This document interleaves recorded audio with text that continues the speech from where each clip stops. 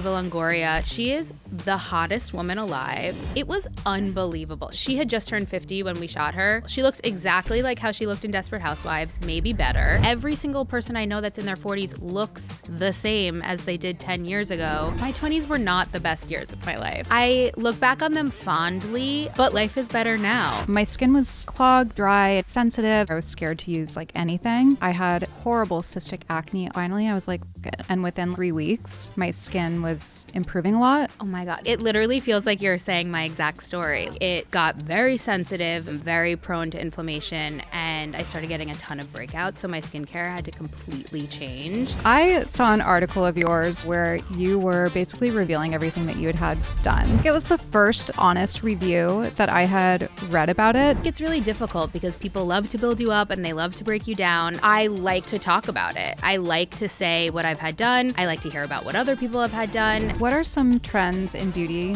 that you're excited about right now? And what are some trends that you think are just noise? I think... Welcome. Thank you so much for having me. Thank you for being here. Really excited to talk to you. I want to delve into this a little bit later into the podcast, but I have to ask you because you're sitting like 4 feet away from me and your skin is amazing. Oh my God. I have to know everybody's skincare routine. Totally. I'm the same way. And also your skin is amazing. It was the first thing I thought. My skin honestly has been such a journey. Like I always had completely like non-reactive, easy to deal with skin.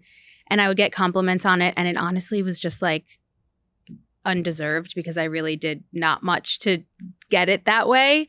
And then I think it's with age or something, like over the past year, my skin completely changed. Like it got very sensitive, very reactive, very prone to inflammation. And I started getting a ton of breakouts. So my skincare had to completely change. And even now, like, I don't know if you can see on the camera because I'm wearing makeup, but like I had like 3 massive like underground cystic sort of like hormonal breakouts that I was dealing with up until literally like today. So I really appreciate you saying that. But so my go-to now that I am more breakout prone is I use a lot of Sophie Pavitt face. She has really, really helped me through this transitional period of like figuring out what to do now. So she has a really great gel cleanser. She has a really great mandelic acid serum that I love. It's really, really it's not harsh. She calls it like low and slow, which I really like.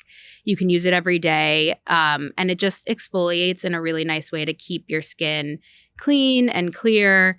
But it also has hydrating ingredients too because my skin can be so sensitive. I'll use a Dr. Loretta serum. I think it's called like Intense Replenishing. It's really, really beautiful formula. Hydrating, has like a really, really nice dewy texture. So I like to put it on before makeup too. And then every once in a while I'll do like a mask, either glycolic or salicylic acid, or if things are like really bad, I'll do benzoyl peroxide. But that's something that like my skin will be so red afterwards. So I have to really, really do that only when things are pretty dire. And then like a really thick sort of like cushiony, comfortable moisturizer. It's a hard balance because it's like all of a sudden I am sort of like dealing with breakouts, but also my skin is sensitive so that when I use a lot of products that are targeted towards those with oily or acne-prone skin, they make me very inflamed or red. Or I had like perioral dermatitis because I tried using retinol too much. Like it was really like crazy. But yeah, now I feel like I'm in a better place, and it's really just changing things up to work for my skin now. I really do honestly probably have to like get some things figured out. It does feel hormonal. It does feel age related. Like it was such a quick shift. So I still kind of have to figure out like what's really the cause of the change. But I think now I've finally gotten to a place where I have a skincare routine that works for me. And I really owe that a lot to Sophie Pavitt. I like SK2. They have really nice sheet masks that I'll use when I want my skin to look good. But yeah, that's sort of like the gist of the everyday stuff. That same thing happened to me a few years ago, which is what got me very obsessed with skincare, because I always kind of had like good skin. Like I didn't really struggle with breakouts or anything.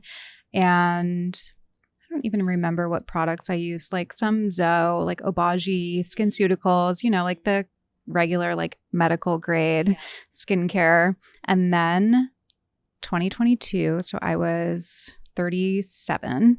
It was when I turned 36 at this house. I feel rude asking people 35. How old they are, but I was wondering. I'm 36 now. Okay. So maybe it was like in the middle of my 35th year or something. Yeah. And it was such an unbelievable change. Like I was like, all of a sudden, I don't know what's going on. That's exactly what happened to me.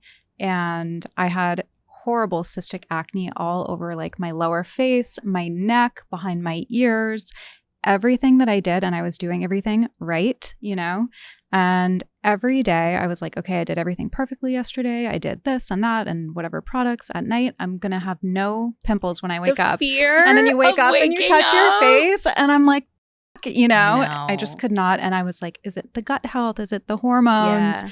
And I didn't change anything in my diet. Like it was just, and finally I was like, I'm going on Spironolactone. I was wondering if I should do that too. Yeah. You did it? I did it. Okay. And I did it. And at the same time, I went to my facialist, Candice Marino, LA facialist. Love her. And my skin it was weird. It was clogged, but it was dry and it was sensitive. And so I was getting like backed into a corner where I was scared to use like anything. Oh my God. It literally feels like you're saying my exact story. Yeah, like that's so crazy. As you were speaking, I was like, I can relate. I've been there. So I was scared to use a bunch of actives and everything that she gave me, but she put me on a routine and I started the Spiro at the same time. So people are like, well, how long did it take to work like with the medication? I'm like, I don't know. Yeah. They both worked in conjunction, I think. And within like 3 weeks, my skin was improving a lot. I would say around like 6 weeks, it was completely clear. And the Spiro, I went off maybe like a year later. Okay. Because I was scared to go off and it didn't feel like things kind of like erupted again after you went off? No. Okay. Because that's also what I was wondering. Like I was like, do you stay on forever? Like what do you do? And you didn't find that there was anything else sort of like internal going on? I mean, I think around the time that it happened, I was going through a separation. So I had a lot of stress on top of like regular life stress. I had gotten COVID a couple times. I had some like gut stuff go on after that. So like there were things I think kind of brewing where it felt like things just changed a lot. But it wasn't something where I had to like go in and do like a GI map and like test my gut and do like a total tox panel and test my hormones and do a Dutch test. Like I didn't do any of that stuff. Okay, I'm really relieved to hear that because I've been putting off being like, should I be dealing with this in some other way? Yeah. It's so funny that at least for me, it's like the thing that really makes me like deal with something is I'm like, okay, now it's affecting how I look. Like, excuse me. I'm the same way. I mean, it's like my body can be screaming at me and I'll just like ignore it. Yeah. And then it's like, if it shows up on my face, like I totally relate to that. Yep. Okay, maybe now I'm going to go on Spiro. I've been thinking about it Yeah. because it's definitely much more in check for me now, but I'm still getting breakouts way more than I ever did. Mhm. And even like, I'm the type of person where it's like, I'll not touch. And then like catch me in the wrong moment. And I'm like in the bathroom for an hour, like picking my face. So it's really like, I need it away. Or like you get to the hotel room with the magnifying mirror and it's like, God, forget it. It's like, what are those things actually for? Yeah, I know. It's crazy. Yeah, I mean, I have so many people on my podcast, obviously, who are from all different camps. So there are the very holistic people who are like, Spiro, any of those medications are Band-Aids. And, if you blame it on hormones, like what's affecting the hormones, it goes back to diet. And it's just like, I understand that. And I think there's a time and a place for everything, including the Band-Aid, if that's what it is. And I feel like for me, it kind of put out whatever fire was happening that was causing the skin to erupt that way to begin with. And it's like, I went on the right skincare. My personal life, got better and then it got worse. But like circumstances changed. So it's like, it's very hard to know what was the cause and what was the cure. But it did set me down this path, of like skincare. Yeah. I mean, it truly is like my most obsessive category of life. What are the products that you're using now that you love? So I did Jan Marini for a long time, and I'm very compliant. Like if somebody tells me to do something and how to do it, I'm going to do it. Yeah, I don't want to think about it. And I get sent everything, as I'm sure you get tenfold. And I would experiment here and there, but I would always come back to those products. The problem was, and I still love them, I travel nonstop. I'm like, I'm not packing an 11-step routine. And I actually, after my whole experience with Botox and having to stop that 2 years ago, like that also kind of changed my trajectory. And I'll probably bleep this out, but I actually started working on my own product. Oh my God. Yeah. Wait, that's so exciting. Yeah. I have a partner who was one of the founders of Honest, and then I have a formulator who's the expert. I'm like, I'm not the expert. I just have like access to people. Totally. That's really exciting. And a filter, because I've tried so much. I've had all the experts on my show for the last over 6 years, you know. Yeah. I've been like very immersed in the world, and I was just like, I just wanted to make something that I wanted to use and that I would reach for over anything. And that was like simple and more accessible. I mean, dermatologists have like done my skincare routine and added everything up and tallied it. And they're like $1,000 nighttime routine. And like, not everyone can do that. Yeah. And everyone messages me like day in, day out. And they're like, what is like the 1 or 2 products that you would pick? And I'm like, that's like choosing 1 or 2 ingredients out of a cake recipe. Like you can't. So I'm like, there's got to be a better way.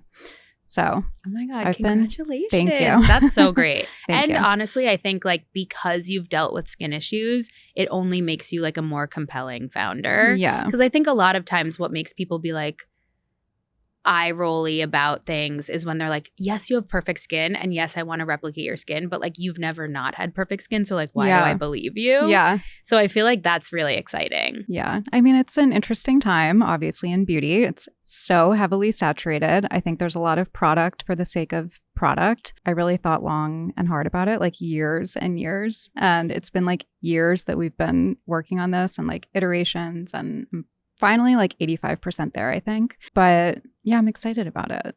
So that's what I'm doing. So I do Jan Marini Glycolic Cleanser, and then I do vitamin C, and then I do my product, and then I do transretinol benzoyl peroxide at night. And then during the day, I just do moisturizer and sunscreen. So it's like simplified everything. That sounds perfect. That's so nice. Well, your skin looks beautiful. Thank you. I saw an article of yours from a while ago where you were basically revealing everything that you had done. And I love this conversation because I think that we're in this era now where people are being more open. We've seen some celebrities, self-disclose. And I wonder if that's like just a trend of the moment, or if that's the direction that we're headed in. What is your opinion on that? I think it is the direction we're headed in. I mean, I think that it's important. And I think I listened to the episode that you did with Amanda Hirsch, and I really, really liked the conversation that you guys had about it, because I do think it's like, yes, it is not a celebrity's responsibility to tell us everything they've had done. But I do think there's a responsibility when you're a public person to not lie to people. So I think my judgment on that is sort of neither here nor there. But I do think for the people that want to be open and want to sort of like let you in on their secrets, I do think that that is something that is so widely like applauded. And I do think there's an element of like, you're damned if you do, you're damned if you don't, because people will be like, what do you mean you had all this done? Or they'll be like, why are you not telling us everything you've had done? But I also think like it's only helpful to let people in on the things that you're loving or the things that you're doing if you are somebody who is talking a lot about beauty or skincare or aesthetics. Stigma-wise, I think that's important, but also because I like knowing things that work, and I like talking to like-minded people about the things that they're doing. And should I try the conversation we just had? You know, I think like there's so much community in shared experiences. And I think with how much people are connected through social media and the internet and communities in person, but also sort of like communities worldwide, there is this really beautiful element of being able to connect with someone either about the way they were feeling and insecurity, or the way that they were able to help that issue or that concern. And I think that I think it's difficult to say like, should you or should you not say like, whatever. But I think it's obvious when you're not. I also really, really liked the conversation that you brought up about Lindsay Lohan and how amazing her work looks. But had it gone in a different direction, she would be like... It would be a completely different conversation and narrative around her. Yeah. Yeah. And so I think it's really difficult because people love to build you up and they love to break you down on the internet if you are a public person. But I think me in particular, I like to talk about it. I like to say what I've had done. I like to hear about what other people have had done. I think it offers like a really more accessible view on things that used to feel very confusing and secretive. And it really sort of like breaks open this more difficult to understand part of the industry, because not everyone is having publicists or plastic surgeons or dermatologists email them every day telling them about the newest stuff. It is really up to the people who get those emails to talk about it, whether they do it or not. But for us at Byrdie, we have always been a non-gatekeeping experience. If we do it, we'll talk about it, mostly because when something is good, it's exciting to talk about, you know? So, yeah, I think there are people that feel differently, and I think it will continue to be something that people argue about. But I've found, at least for the Byrdie reader, the ones that are sort of like in our comments, they really, really love to know. And it does help you sort of like curate what's worth doing, you know? Yeah. When I read that article of yours, I was like, do I need Softwave? I feel like it was the first like honest review that I had read about it, because I'll see videos about it and either people say they had an amazing experience or they had a horrible experience. So I appreciated reading about yours and just like everything. Like, I mean, you detailed, okay, I do Botox every 3 to 4 months. You did Softwave. You did, I can't remember the other things. Yeah, there's breast reduction. I mean, you're very honest. And I love that. Like, I'm a total girl's girl and I agree with you. Like, I'm the same. I like to open up the conversation. I think it's fun. It's like a way to connect with other women and to be a resource. And I agree. Like, there will always be the pushback as well, because there's people who just like to be the, you know, like morality police or virtue police or whatever. Totally. Online. Totally. Because I think, there's people who are still going to be like, you're lying. Or they're even on the opposite side, people that are going to be like, we shouldn't be normalizing this. But I think for as long as people are getting cosmetic treatments and as long as people want to look and feel their best, then the best way to work with that is to talk about it. You know, we're not going to change the world, but I think feeling comfortable in your confidence as well as your insecurities is important. Yeah. I feel like you just have to learn how to tune out the negativity, which is easier said than done. Totally. I mean, I used to talk about everything that I did and I loved it. And then the haters got louder than the supporters. And I was like, I don't know if I can handle this every day. Like, it is a lot, you know? I feel like you've really built Byrdie kind of around that like inclusive vibe, you know? And in today's beauty and wellness space and just publicity space, like, I feel like you have to stand out in that way, especially if you're going to retain your audience. So what's your strategy now in the ever-changing landscape of, you know, drawing media, a blank. Media. Yeah. That's the word I'm looking for. It's tough because it is so different now than it used to be. And it's also gonna continue to change. I think the way I like to think about it is that like people will want answers to their questions and they'll want to engage with community and they'll want to experiment or find joy or confidence or, you know, which skincare product to use, whatever. Just the way that they're consuming it is different. So it's just really about finding where our audience is and sort of servicing them there. So not everyone is going to come to the website every single day, but they are going to be scrolling in their feed. So, okay, if you're finding us on social, like how are we changing our content to feel more native to scrolling or flipping or whatever? I think what is important to us is engaging with our community as real people.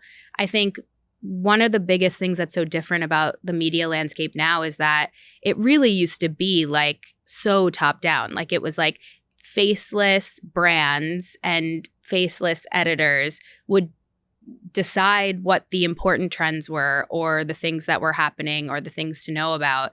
And everyone would just say, this is what's in. And that was sort of it.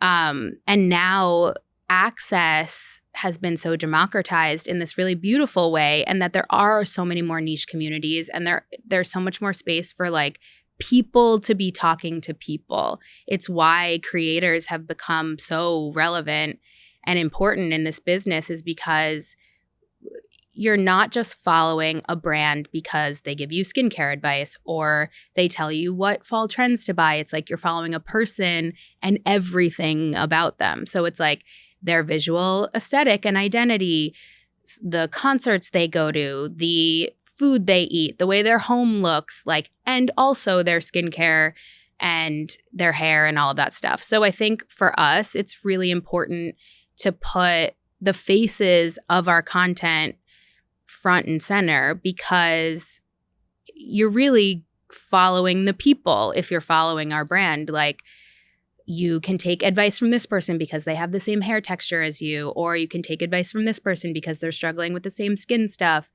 And we really try to be a kind of like, you know, everyone's going to go through their For You page and be served all of this stuff. And we want to be the place where you go when you're like, I just want to see the stuff I like. I don't want to be flipping through things that are confusing to me or that I'm not interested in. I just want to go somewhere where I know that they're going to give me the things that I care about, the vibes that I like, and the people that I think are cool. And that's really sort of the direction that we're making sure that Byrdie feels, is that like we're in the comments, like we're in the group chat, like we're real people that have access to a lot of this information and can distill it down in a way that feels understandable. Yeah, because I feel like now everybody is kind of their own mini magazine. Mm-hmm. Exactly. Even more so, like I remember in the early days of Instagram, right? It was like a mini magazine because it was photos only, and it was kind of curating everything. Like that was part of your life. But now everybody is like their own little media outlet. But that's why I think something like Byrdie is so amazing, because you really vet, and curate what makes the cut there, so that, you know, the users have the best experience and the best access. But how do you ultimately vet what makes it into your world? We have honestly, such a cutthroat testing experience when it comes to what we'll recommend for products. We do at-home testing. We do testing in the office. We test across different people with different needs, different hair textures or skin textures, tones, whatever, to make sure that we're really only recommending things that not only are effective, but also work like across the board for many people. And that being said, like not everything is going to work for everyone. We really want to account for the fact that like if you have oily skin, this product is good for you. If you have dry skin, it's not, or, you know, vice versa. But it's really important to us to be honest and like to be real about our experience with products or like various, you know, treatments or whatever, because otherwise, what else are we doing? You know, I think a lot of why the younger generation sometimes are wary of sort of like legacy media brands is because they do worry that it's all advertisers or that it's all sponsored or fake or that people aren't really trying them. And so we really, really try and go the extra mile to make sure that everything that we talk about has been tested by more than one person on our team. And we take a lot of very specific pictures and videos and really, really try to sort of like demonstrate how much and even like over time, like I think especially with skincare, it's like you can't try something once and be like, this doesn't work. So like really testing things for the amount of time that the product says, for weeks or months or whatever, because there are things that I've tried And I was like, I'm very like, I like instant gratification. I like texture. So it's like if the experience of putting it on doesn't feel good and I don't sort of like immediately see something, I'm like, I don't like this. But really, there are things that I've come back to after many people have been like, you should really use this. Like, it's really good. And then been like, oh, okay. It was like the first experience. I just didn't really give it a chance. And then over time, it becomes one of your favorite products. So I think the time aspect is really important too. But yeah, it's like testing for us is so huge because I just feel like we really want to make sure that everything is effective. Anything that we're recommending has an aspect of accessibility. So even if it's expensive, does it have enough shades for our entire team? Does it offer benefits for various hair textures or skin types? Is there anyone who shouldn't use it? We want to make sure to say that too, because I think that's also important is like, again, not everything is for everyone. And it's helpful to be like, this is amazing for me, but these are the people that it wouldn't work on or people, you know, that it's not right for. I think that's also people respect kind of like that information too. Mm-hmm. So it's a lengthy process. Yeah, is what I'm truly, getting. Truly. But you touched on something with skincare that has been like so top of mind for me because I feel like I'm an instant gratification person as well. So in this process that I've been going through, I'm like, why am I doing something? Because I am the same way. I will use a skincare product once, and if I don't like the immediate experience and the immediate effect, like I'm not going to use it again. Whereas with something like a self-tanner or a makeup or a million other products that you could do, like there is instant gratification. That's good to know that that's something I have that come back to some because what's an example if you can think of one? That's such a good question. Oh, literally Sophie Pavitt's Mandelic Acid Serum that I use every day, twice a day, and like can't live without it and like have actual anxiety when I don't have it with me. The first time I tried it, I was like, oh, I don't really like watery serums. Like I'm such a texture person. Yeah. And then I stopped using it. And then now it's become like the most important thing to me. Yeah. And it really is sometimes just about like giving it a chance. But I think it's hard. And like you said, like the industry is so saturated that sometimes it's like, well, I don't have time to give this a chance. I have 27 other things I could use. I can't even imagine your beauty closet. Oh my God. I really try. How big is it? Like, so give us dimensions. In the office, we have a shared closet with a couple other brands. I think it's In Style and then maybe one other brand I'm forgetting. I honestly never go to it. But it's huge. It's like it's like the size of this room. Oh, wow. Just like lined with products. For myself personally, I really pare it back. Like I've become so unsentimental about just like getting rid of things because I just can't. Like it's too much, you know? And I just think if I'm not using it, I need it gone. Yeah. I'm the same way. I've taken myself off every PR list. Yeah. I'm like, stop sending things here. Like, also, it's such a waste. I mean, I hate to say it. I'm like, come on. It's honestly why skincare like it's why it's nice to have a closet because then it's like other people can take it. Yeah. Other people can try it. It's why it's nice that we have a big team because someone will want it. But yeah, it's tough. And especially when your skin is acting up or all of a sudden becoming problematic, then you're like, well, I'm scared to use anything and I don't want to incorporate anything that could make it go haywire. So I really have really sort of like pared back what I allow kind of like into my actual home. But yeah, it's a lot. What are some trends in beauty that you're excited about right now? And what are some trends that you think are just noise and that will eventually fall off? Something that I think has like real legs. I think we're just seeing the beginning of it. Obviously, it's not new, but I think nostalgia will continue to be so huge. I think it makes people feel good. It makes people feel excited. For those who weren't around the first time, it feels brand new. For those who were, it feels very sort of warm and fuzzy. But I think 90s thin eyebrows, a little bit of like those matte supermodel textures. I think like sort of the mix of matte and glossy is something that we'll continue to see for forever. Like a matte eye, a really glossy lip, or vice versa. I think like, you know, Gabriette, thin brows, Jenna Ortega, like bleached brows. Like I think a moodier, kind of more like party girl makeup experience, night out, like 90s supermodel party girl vibe, I think is a trend that I'm really, really excited about and I think really has legs. Similarly with nostalgia, like I think like boho being back, like 70s laid back, like less party girl, sort of more natural. Like I think that really has a place too. And then honestly, I really think the crossover of beauty and wellness is just getting started. This like really, really precise, really like science driven stuff like NAD and PDRN and exosomes and all of this stuff that's like, I keep wanting to say precise, but like things that will make a big difference in like a very specific way. People like we were talking about before, like kind of like internal stuff affecting your outer stuff. Like I think we're only just at the precipice of this really, really starting to affect our lives in a big way. And I think all of this stuff right now is so new and kind of confusing to some people or hard to access. But I think over time will continue to be like even like in the homes of like more and more people and kind of just part of like our daily like supplement routine or whatever. I do have to say I work with them, so full disclosure, but the Ritual, have you tried the Hyacera? I love Ritual. I do too.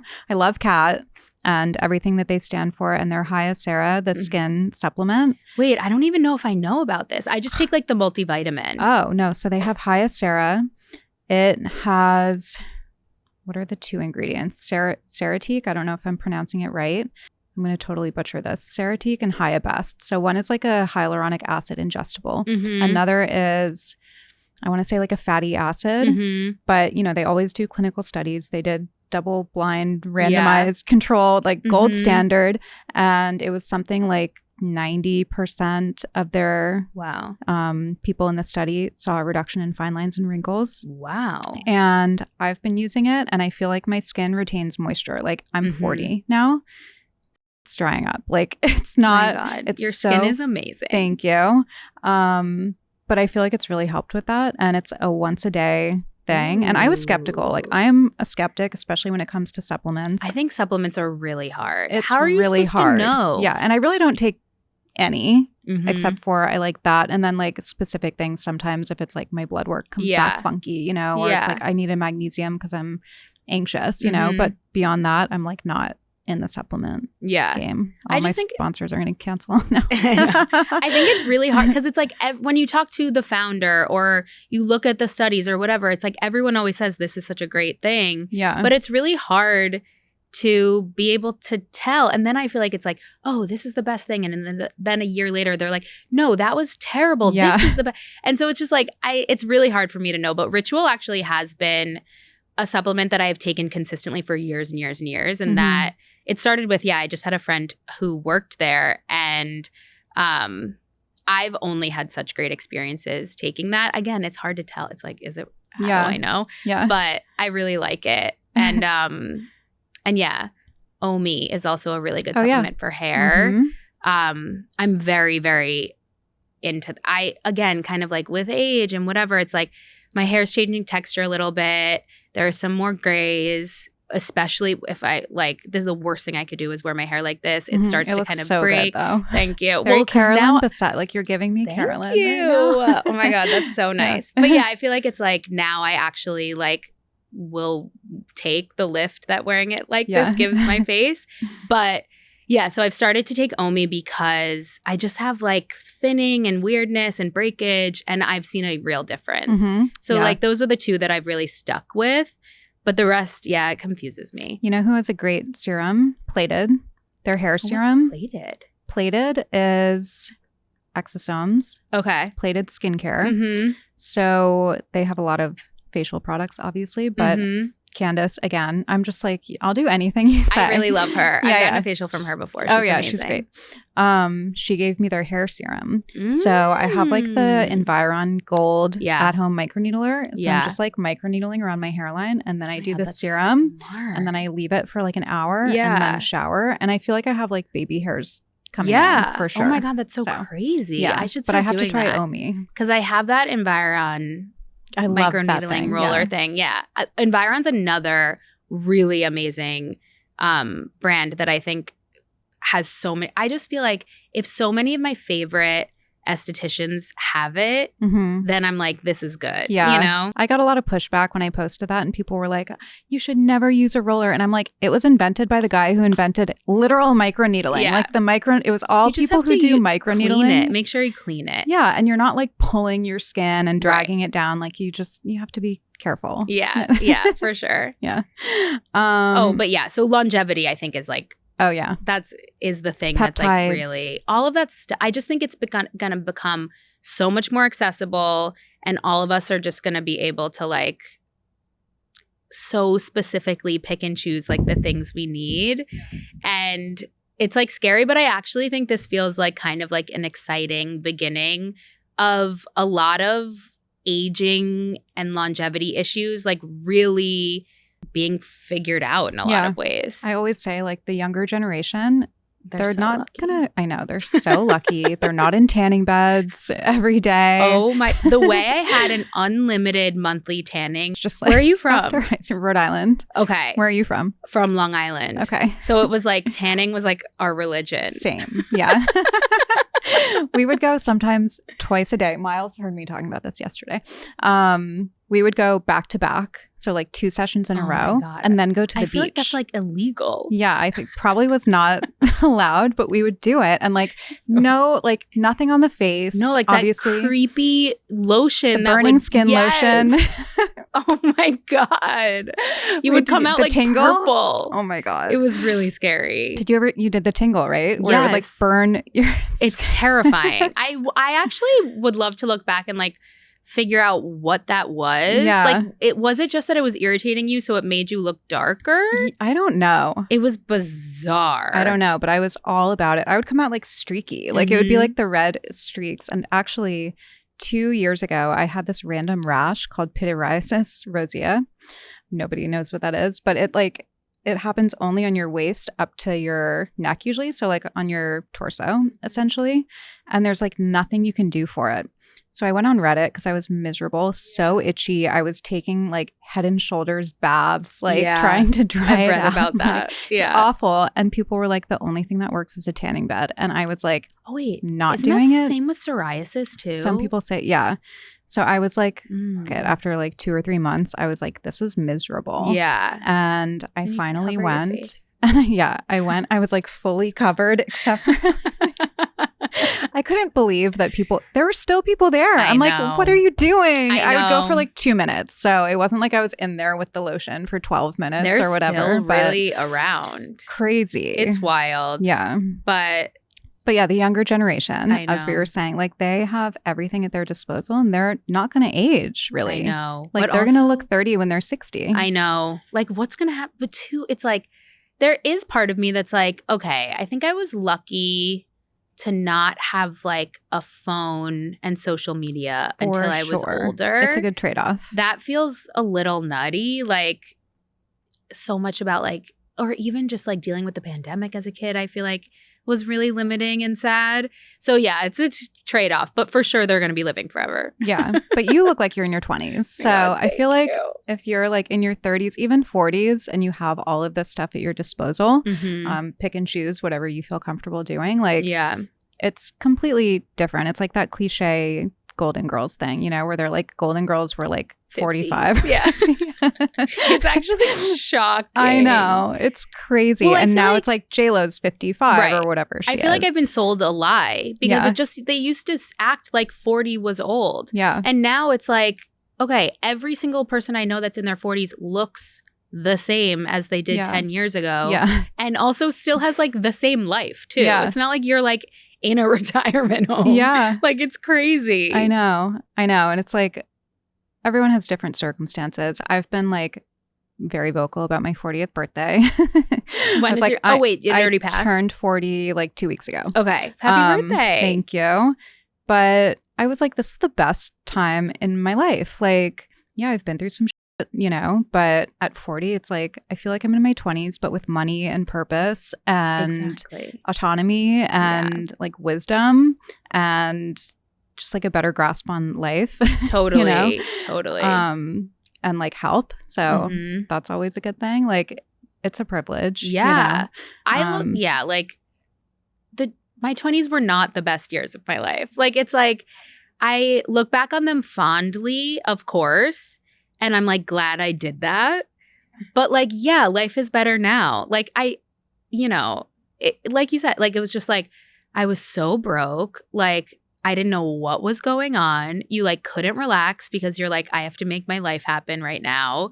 And it was crazy. And now you can be like, okay, I'm like a person that I recognize and I like know what I want and like, and I can like have that be part of my life. Yeah, I think 30s are like the absolute best, but everyone says 40s are. I've heard 40s are better. Or even we did an interview with Eva Longoria. She was on the cover of one of our issues.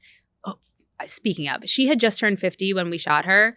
She is the hottest woman alive. Really? It was unbelievable. She looks exactly like how she looked in Desperate Housewives, maybe better. Oh my God. She's gorgeous. Like age doesn't exist.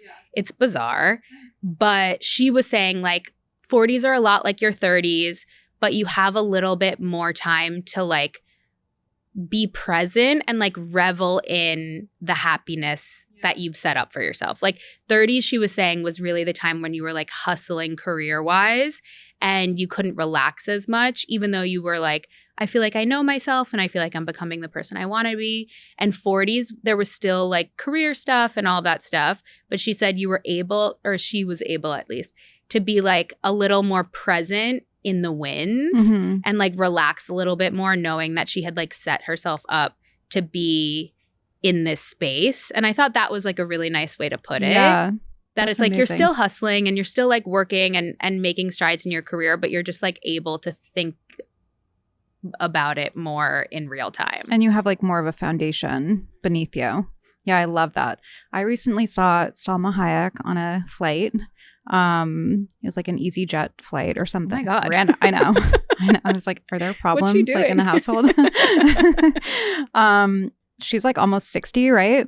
And I did like a triple take. Like I was like, there's no way that this is her.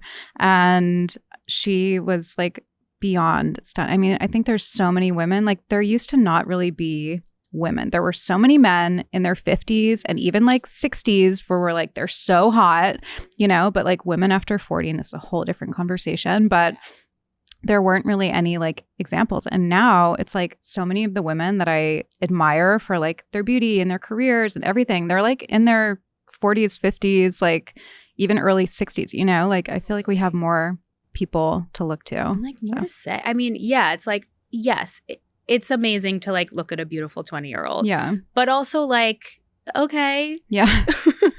Yeah. What did you do to get that? I know. I hate to be that person, but like when I see the skincare routines and like anti-aging routines and it's like 25, even like 30, I'm like, no. Like, talk to me when you're like at least 40. That was another thing that I noticed. And I feel like ever since I noticed this, I've been getting served all these things that like 36 to 44, like the big years to like set yourself up from like a skin and health perspective. And I swear the second I turned 36, besides everything we talked about before with my skin being weird, like laxicity and like I've just all of a sudden been like the feeling of my skin is different. And that's why I was just on the way over here thinking I should have to go back to get Soft Wave. Yeah. Like I need the tightening. I'm nervous because I have like thin skin to begin with. So I'm nervous about laxity. You didn't experience that, obviously. No, it was honestly, I felt like it was, first of all, I went in not having done my homework enough about it because I didn't know it was going to be kind of like a wear numbing cream for 45 minutes type of thing. And so I started getting scared. Yeah, it's painful, right? Because I was like, what is this going to be? Yeah. And it was totally fine. I'm genuinely a baby. And there were like certain point, like if they're like here or like on a boat or whatever, it hurts. You're like, ow. But like it's over by the time you register that it hurts. You know what I mean? And they have like one of those things that's like blowing the cold air. Oh, I love those. So it genuinely like was totally fine. I think the issue is that you're supposed to do it like more regularly, which I like have a hard time doing. Yeah. with everything. Same. I like aspire to people who get like monthly facials, and I'm like, I haven't gotten a facial in like a year because I can't find the time. And then all these fun things like lasers and like soft wave and whatever. I don't have time for the downtime though, because I'm like on camera always. And I tell the people that work with me, I'm like, keep a week open. Like, please give me 10 days. Like, I want to do something, and they'll keep it open, and then it gets filled up somehow. And I'm like, but I'm scared of downtime stuff too. I'm just such a wimp. Like, I'm such a baby that I always have to make sure whatever I'm doing is like not scary. Yeah. Well, you don't need anything. You are flawless. I want to ask you really quickly, what's your makeup routine? Because I'm dying over your oh my God, thank you. Makeup look. So I feel like people don't talk about Makeup Forever foundation enough. Okay. I think they're very like pro-y. Like, I think a lot of makeup artists use them, but I don't know that like consumers, I mean, they're well known, but it's like I don't feel like I read about them enough. They have I should look up what it's actually called, but it's a Makeup Forever foundation that is like dewy. So it has like a really nice sheen to it. I literally just use one pump. Like, you don't need a lot. And then I use Makeup by Mario concealer. It's my absolute favorite. I've tried literally every other concealer, even the ones that I feel like people are constantly talking about. That one is my absolute favorite. I have a lot of like under eye darkness and bags and just all this sort of like fluid under eye stuff constantly. So that really works. I use my like blush mix that I feel like I can never stray from is I use a Rhode blush that now I'm like, oh my God, what's the name of it? It's kind of like a peachy color. So I'll look up what that's actually called. And then a Makeup by Mario sort of like poppy pink over it. And then I've never been a powder person until Say launched a pressed powder that is like amazing. Really? Oh, I need that. So gorgeous because like I don't like matte. I don't Me like neither. I hate like anything that feels like cakey or powdery or whatever. This you just use like a big fluffy brush and you just kind of like tap it and then like tap it on your face and it just is sort of like blurring. Ooh. But it doesn't make anything like gross. Okay, I'm and getting it just that kind of after. keeps it. No, it's really because you look really dewy, good. but not like the oily dewy. Thank you. Yeah, I've been really obsessed with it. Oh, one other thing that I think is amazing and underrated is Pat McGrath has an under eye blurring powder that's like a pink color, like a light pink. And so you can use it like after foundation to set it or concealer to set it. And it just brightens the under eye a little bit. Like it's sort of this translucent but like pink tinge. And it's really, really nice for kind of like my eyes just genetically. Like if you look at my whole family, we all look like we have like sunken in eyes. I would never know. Like literally, I would never know. This is like news to me. Literally like my nephews have. Like it's No like way. crazy. I'm like, have you gotten any sleep? No, your under eyes look flawless. Thank like, you this is crazy. so much. Okay. I've also, speaking of things that we want to get done, I'm gearing myself up to try and get PRF because I don't want a filler, at least not now. But PRF is supposed to be really good for under eyes. Yeah, so I think I did it. Did you? I think I did it. Did it hurt? No, it didn't hurt, but I just don't remember if it was like that effective. Good. Yeah. Yeah. That's the thing is they're like, we can't promise results. Yeah. Because it is technically like what your body does with it. Yeah. So they're like, you could do this and then have no results. Yeah. Or you could do it and love it. So like, who knows? Yeah. But when it works, supposedly it is sort of like the most natural, nice experience. Yeah. I know some people who love it. My girlfriend did it and she got really nice results. So I think it just depends on the person. It's like with anything. Yeah. Which is hard because you never know. And it's hard to recommend things. Yeah. I know. Exactly. Again, I'm such a baby where it's like, I've watched so many YouTube videos of people getting it done because I'm like, what is it like? How long is it happening? Because like Botox is so easy. It's so shallow. It's over in 3 seconds. That I can like forget happened. But like with PRF or with filler or whatever, they're in your face for a longer time. Yeah, and I they feel use like a cannula. it's too. Yeah. It's too scary. Oh my gosh. Well, I could obviously talk to you about all of this for hours. Maybe we'll have to do a part 2.